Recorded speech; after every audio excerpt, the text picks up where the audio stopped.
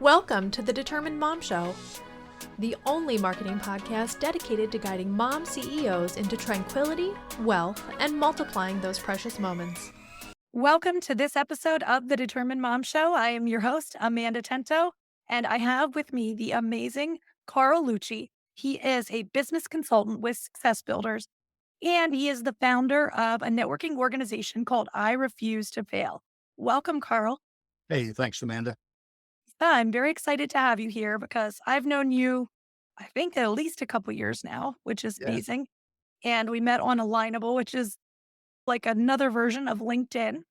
And I am very excited to have you here because I've done some business networking with you and I've learned a lot of kind of really unique things about business networking from you.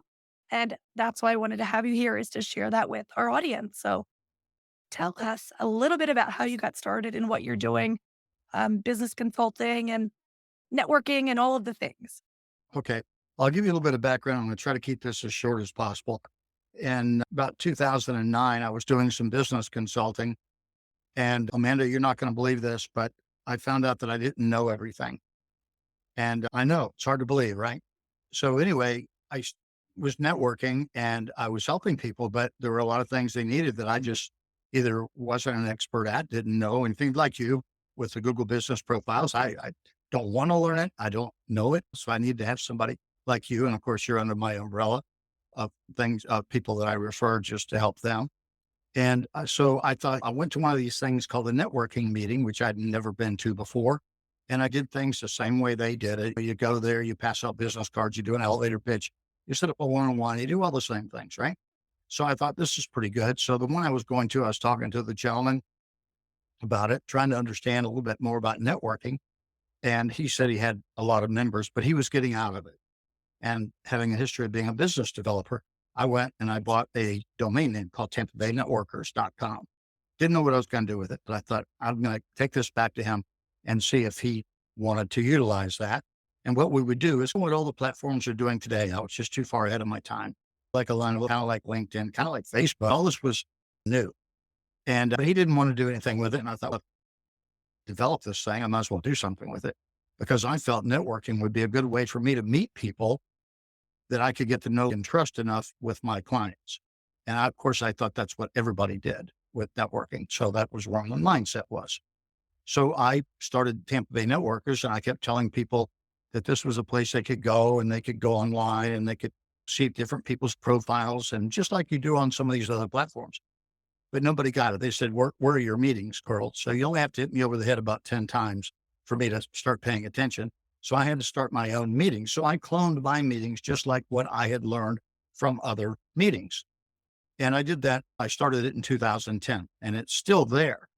But and I was there to meet people, which I thought everybody else was, to help them help the people they met. Okay.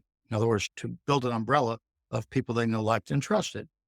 And then I was sitting in this chair in 2017, and I realized this is not working for most people. It worked for some people, but for the majority of people, they either quit networking. And I'd met hundreds, if not thousands of people over the first 7 years.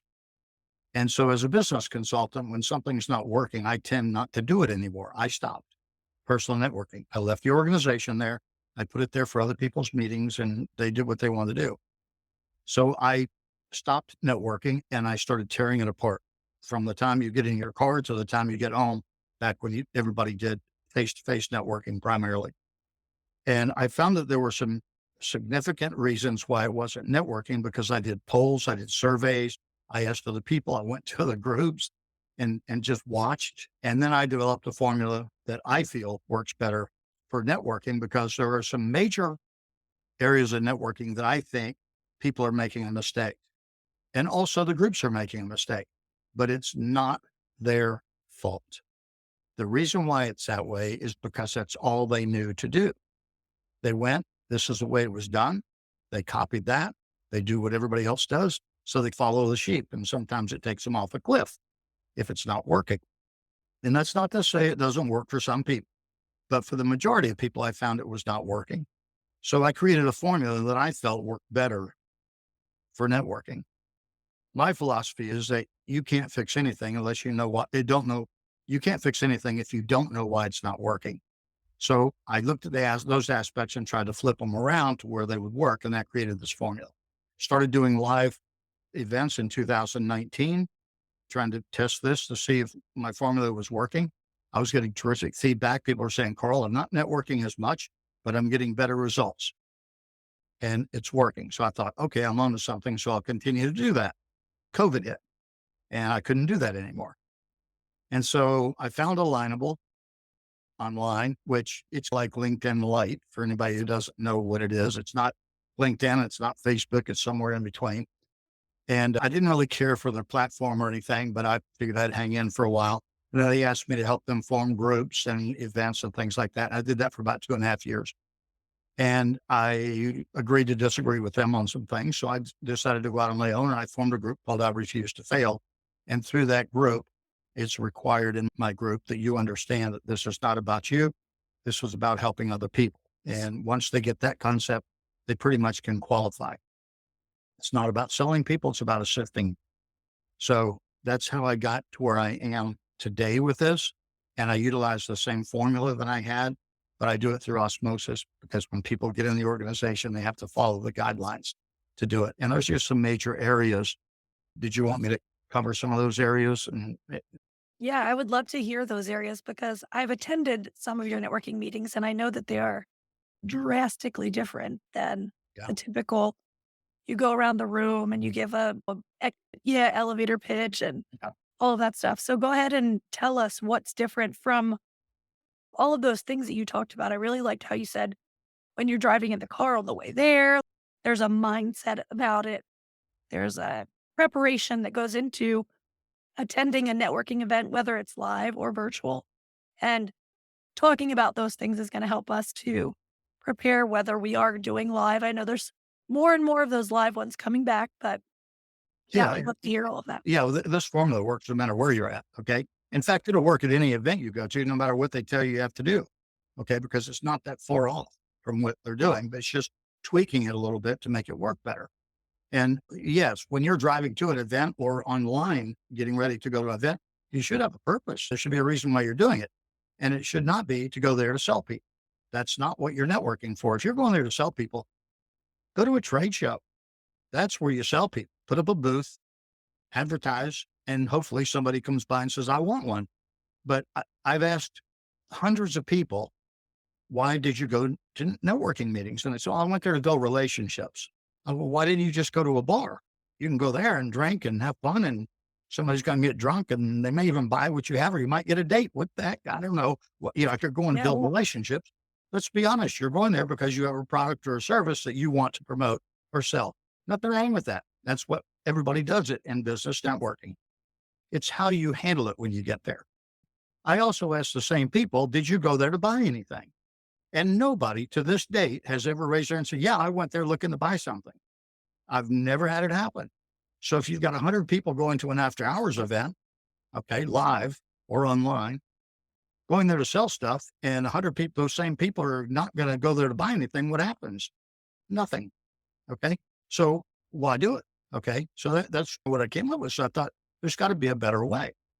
So you go there with the idea, in my mind, of building a team of unpaid salespeople.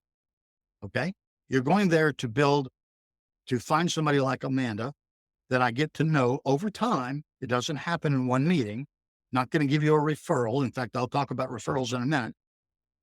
Have to get to know her because my name is on it if I am connecting you with someone. So I get to know Amanda, and then I put Amanda under my umbrella so that when I'm talking to somebody, Amanda is top of mind with me. Amanda is somebody, my goodness, I think this person could avail herself of Amanda's service. And then I make that connection. Okay. So if you go there with the intent of building a team of unpaid salespeople, and you do that over time, it's not, hey, this is a marathon. It's not a sprint. It's not something you do every time you go to an event. You take the time to do that. You're going to find you're going to get a lot more success, number one. So that's the first thing. So your intent. Okay. And then the holy grail of networking is the elevator pitch. Okay. I don't allow those in my meetings. don't particularly care for them because they've turned elevator pitches into mini seminars or elevator sales pitches, and nobody gives a damn what Carl does. So why do I need to give you a pitch? Okay. So I've simplified that. And the people who come to my meetings on a regular basis, they get 15 seconds to introduce their name, their business category. Hey, I'm a business consultant. And then say, I can't wait to meet you to find out what you do. So that's really what you do. You get that out of the way. So you get your name, your business name. Okay. And they can put that in the chat. And then I don't know how many times you've heard it, but somebody will get up and say, I have a solution for you that is going to cure your ills. And this is what you need to do. And I can't wait to show you this. And because it's going to fix your problems. That's what people do. And that's an elevator sales pitch versus an elevator pitch. Okay. An elevator pitch should be no more than an introduction and an offer to meet people.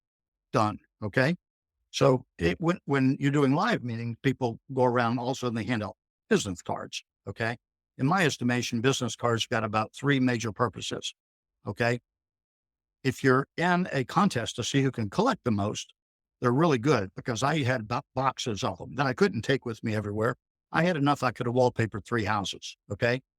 I couldn't carry them with me, but I collected them because everybody passed them out and you got them, right? So if you're in the business of in a competition to see who can collect the most, maybe they're really great for getting spinach out of your teeth because you can get the end in here. They're really good for that. And the other one is I do have business cards when I do live events. But if somebody says, Carl, do you have a business card? I'll say, yes, I do. What would you like it for? I want to know why they want it. Oh, I thought I might be able to refer somebody to. I don't do referrals. I'm sorry. What do you mean you don't do referrals?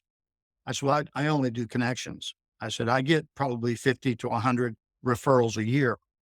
The people say, oh, Carl, I told somebody about you. They know you're not going to sell them. Gave them your phone number and I gave them your card. I got to call you. They don't call because everybody thinks you're going to sell them anyway when you call, right? I don't do that. Okay. The way I do it, Amanda, is if I meet someone that I think Amanda can help, I'll tell that person, I've got connection. Her name is Amanda. Okay. And she handles Google business profiles. She works with my clients on doing that. When would be a good time for me to have Amanda contact you?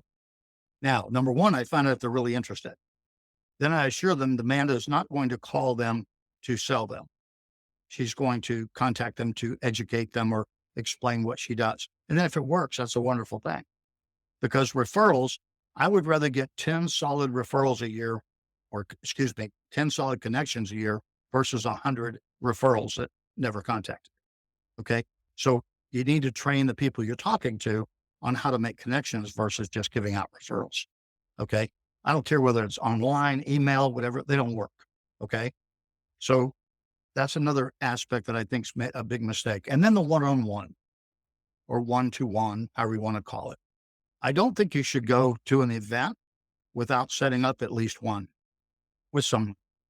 Doesn't have to be relevant to your business. Doesn't have to be the thought in your head that person's going to send you business. It should be, how can you help that person? Not how they can help you. And you should set it up. So I say have one versus a one-on-one. And the reason why I say that is this: when I used to go to live events to test this out, you'd go into, and there might be 100 people there. If you go to a meeting with 100 people, it doesn't matter whether there's 6 or 100, you're only going to meet about 6. So I go up to someone. I never wore a name badge or anything. I advise people not to do that. That's like putting a billboard on to get people to walk away from you.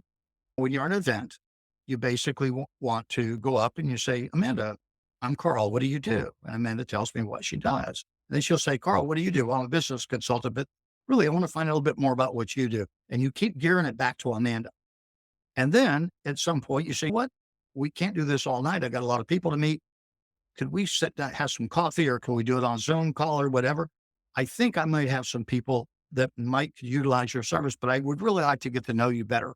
Would that be okay? Yeah, but Carl, what do you do? We'll talk about me another time. Now, that does 2 things. Number one, it shows that you're interested versus trying to be interesting. Okay. And that you truly were there to help someone else. That is a good start for someone to say, you know what, this person really was interested in me and what I do, because that's why they were doing it anyway. So you'd be interested in what they do. So take yourself out of the equation. And I hear people right now pulling their hair out. Yeah, but how are they going to know what I do. Trust me, you get to know them. They're going to want to know what you do and how you do it. Okay. And so you take that time to develop that relationship, right? The typical one-on-one is, okay, Amanda, what do you do? I can't wait till she shuts up so I can talk about what I do because I really don't care what Amanda does. Yeah. Okay.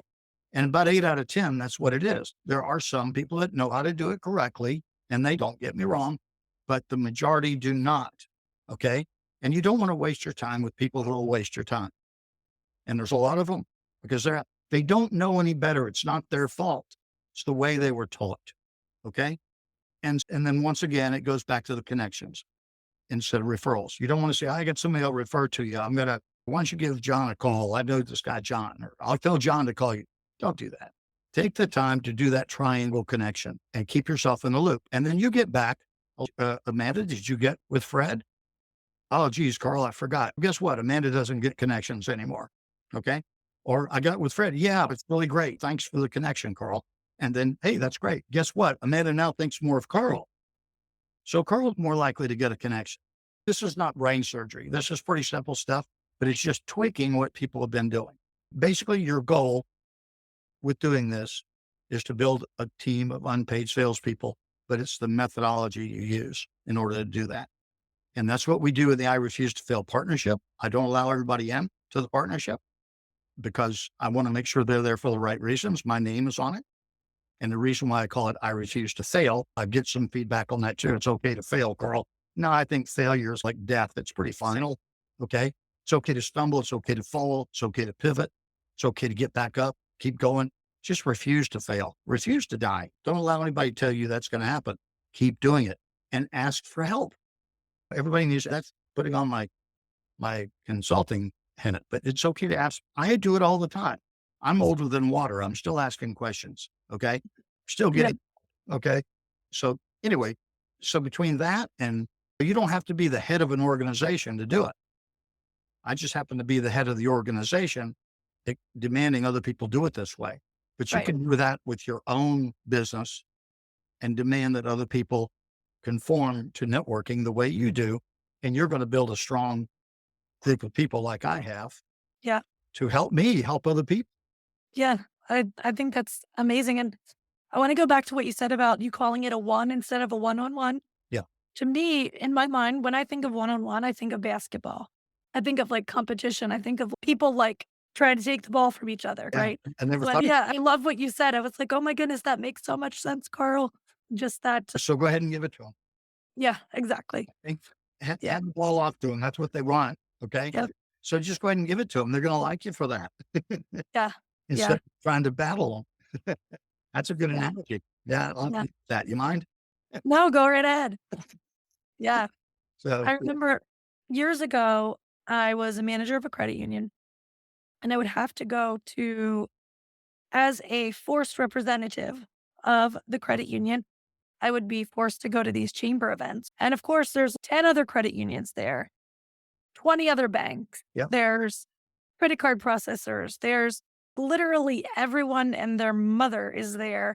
It's just a fight to talk to the most people. And like you said, collect and give the most business cards. And literally, my area supervisor would want to know, how many business cards did you collect? I Like, know. I had to, she had to know that. And I was like, all right, give me your business card, everyone. I'm not even talking to them. I'm not even forming quality, No. connections. I'm just literally, oh my gosh, my supervisor wants all of these business cards. So I'm just going to go collect them. Like it doesn't make sense. So I love this methodology for networking. And I love the fact that it works virtually and in person. So Yeah. there's really not an excuse for people after they've heard this episode to use that traditional networking. And You just have to remember there's really, in my mind, there's 3 types of networkers. There's the uninformed, not their fault. They're just uninformed. They're just, oh, that's what you do. And it's not anybody's fault. It's not even the fault of the groups. They're just cloning their group after other groups. It's the same thing. And then there's what I call the nomad.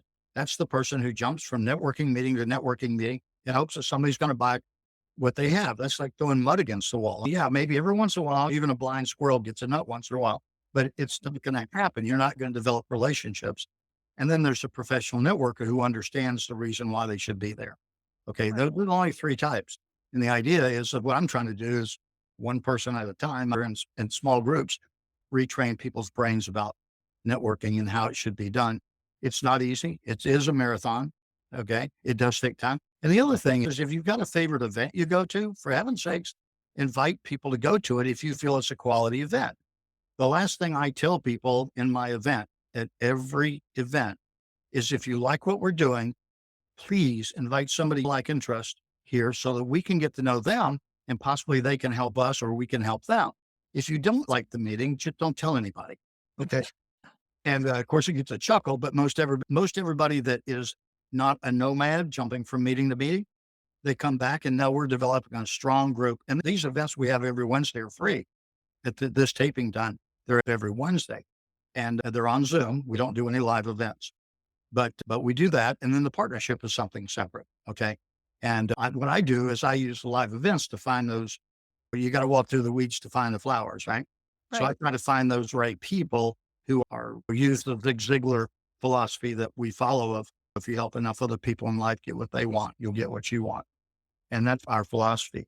And then when I get those people under my umbrella, now I've got people out there doing it the right way with other people. So hopefully we can spread the word and get networking on a straight and narrow, according to my opinion anyway. Yeah. It needs to be done. I appreciate your opinion and I do enjoy attending your networking group whenever I can. So definitely if you are out there and you're looking for a new online networking event, definitely check out Carl's networking event and you can check that out at irefusetfail.com. Yep. And then just go to the free events and request an invitation and we'll send them one. Perfect. All right, Carl, is there anything else that you would like to share with the audience? I think you've shared a huge amount of knowledge and I Try to really cram a appreciate 2.5 hour presentation and then do 20 minutes with her. But because there's a lot to it. The only thing is basically is that I don't care what you're doing in business, either do it right or don't do it. Okay. Right. Waste time. And I do free consulting. I don't charge people. So I give everybody a year free to consult. I'm not a coach. I'm not going to coach, but I will consult with them on their business or any part of their business. And they can contact me through irefusetfail.com and have a one-on-one or whatever they want to do. Yeah, that's awesome. Okay. Thank you so much. And I truly appreciate you and everything that we do together. Yeah. But this has been a lot of fun and I'm very happy that you were here to share your knowledge. I appreciate it, Amanda. Thank you, Carl. Let's face it, piecing together a marketing plan with the things you hear, watch, or read online, while tempting, is never a good idea. The truth is, people don't search on social media for your services, and even if they do, they will still be going to Google to check your ratings. By not having a cohesive, proven marketing system, you are leaking clients and customers through giant holes in your customer acquisition bucket. But let's talk about what else isn't working. Posting tirelessly on social media, tracking followers as a business metric for success, paying for ineffective marketing, buying glossy ads in coupon magazines, spending time replying to comments, paying others to manage your social media with no actual sales coming in. So what is going to work? Having a proven marketing system in place will plug every hole in your bucket and allow you to begin to fill up with new customers and to also retain and nurture your current ones. Go to tdm-marketing/6-marketing musts and download our free guide to 6 marketing musts guaranteed to get you more customers.